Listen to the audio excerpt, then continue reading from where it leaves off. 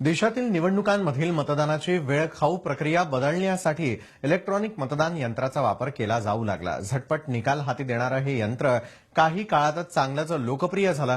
पण झटपट पूर्ण होणारी ही मतदान प्रक्रिया खरंच पारदर्शक आहे का?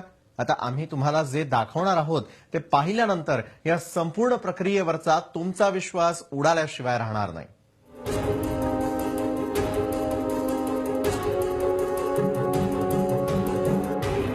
मुंबईतील सॉफ्टवेअर इंजिनियर प्रफुल्ल लोके हे तुमच्या समोर दाखवत असलेलं प्रात्यक्षिक पाहिल्यानंतर तुमच्या पायाखालची जमीनच सरकेल. त्यांनी आपल्या कम्प्युटरवर डेमो ऑफ ईव्हीएम सॉफ्टवेअर तयार केलंय. ईव्हीएम मध्ये ज्या पद्धतीनं काम चालतं तीच संपूर्ण रचना या सॉफ्टवेअर मध्ये करण्यात आली. आता जरा लोके दाखवत असलेल्या या डेमोकडे पहा.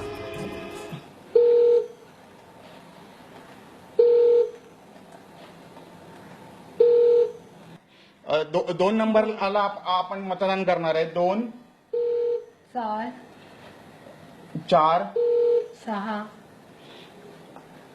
6 5 5. आता तुम्ही बघितलंय की वोट ट्रान्सफर झाली आहेत की नाही. आता तुम्ही बघतायत की 2 नंबरला 6 मतं झाली आहेत. आपण 4 नंबरला 1 मत दिलेलं होतं पण 4 नंबरला 0 आहे. 6 नंबरला पण आपण 1 मत दिलेलं तर 6 नंबरला 0 आलाय आणि 1 नंबरच्या त्याने हे एक मत ट्रान्सफर केलंय. आता मी काय केलंय हे रॅन्डमली होतं, कोणाला कळणार नाही कोणाची किती मतं ट्रान्सफर झाली. बसला ना धक्का? हो, मशीन तयार करणाऱ्या कंपनीचा इंजिनियर प्रोग्राम करून ठरवून एखाद्या उमेदवाराला विजयी करू शकतो. जरी त्या उमेदवाराला कमी मतं पडली असली तरी सॉफ्टवेअर मध्ये करण्यात आलेल्या बदलामुळे विजयाची माळ त्याच्या गळ्यात पडेल. यासाठीच आता लोके यांनी कोर्टात जनहित याचिका दाखल केली आहे. मी 11 डिसेंबर 2013ला आपल्या भारताचे राष्ट्रपती आहेत त्यांना पत्र लिहून कळवलं की ह्या मशीनमध्ये घोटाळा आहे आणि कसा घोटाळा आहे ते त्यांना सांगितलं. तर राष्ट्रपतीने 6 दिवसामध्ये मला पत्र पाठवलं की हा घोटाळा स्वयंस्पष्ट आहे, इट इज सेल्फ एक्सप्लेनेटरी. आणि इलेक्शन कमिशनला सांगितलं की तुम्ही ऍक्शन घ्या, परंतु इलेक्शन कमिशनने काही ऍक्शन घेतली नाही. म्हणून मी कोर्टामध्ये गेलो आहे. तर कोर्टाने माझं जे प्रकरण आहे ते गंभीरतेने घेतलं आहे आणि इलेक्शन कमिशनला नोटीस दिली आहे. या इलेक्ट्रॉनिक वोटिंग मशीनला पर्याय म्हणून व्होटर्स या यंत्रणेचा वापर करावा असा प्रस्तावही लोके यांनी दिलाय. निवडणुकीत ही यंत्रणा वापरण्यात आली तर त्यामुळे मतदाराला आपण कुणाला मतदान केलं हे स्लिपद्वारे दिसणार आहे. याचा खर्चही कमी असल्यानं पैशांची बचत होईल असा दावाही लोके यांनी केलाय.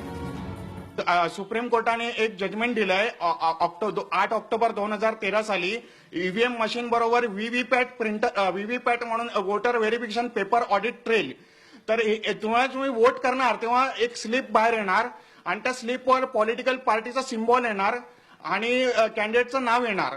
तर त्यामुळे गैरप्रकार होऊ शकत नाही. कारण आता आमची मागणी ही आहे की एकतर ईव्हीएम व्हीव्हीपॅट बरोबर वापरा किंवा बॅलेट पेपर वापरा. ही नुसतं ईव्हीएम वापरायचं नाही अशी माझी मागणी आहे. पारदर्शक मतदानासाठी आग्रह धरणाऱ्या निवडणूक आयोगानं ईव्हीएम मधल्या या गडबड घोटाळ्याची गांभीर्यानं दखल घेणं गरजेचं आहे. लोकशाहीचा सर्वात मोठा उत्सव म्हणून निवडणुकांकडे पाहिलं जातं.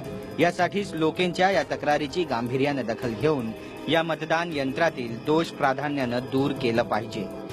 अन्यथा जर निवडणुकीच्या विश्वासार्हतेवरच प्रश्नचिन्ह लागलं तर या संपूर्ण प्रक्रियेवरचा लोकांचा विश्वासच उडल्याशिवाय राहणार नाही.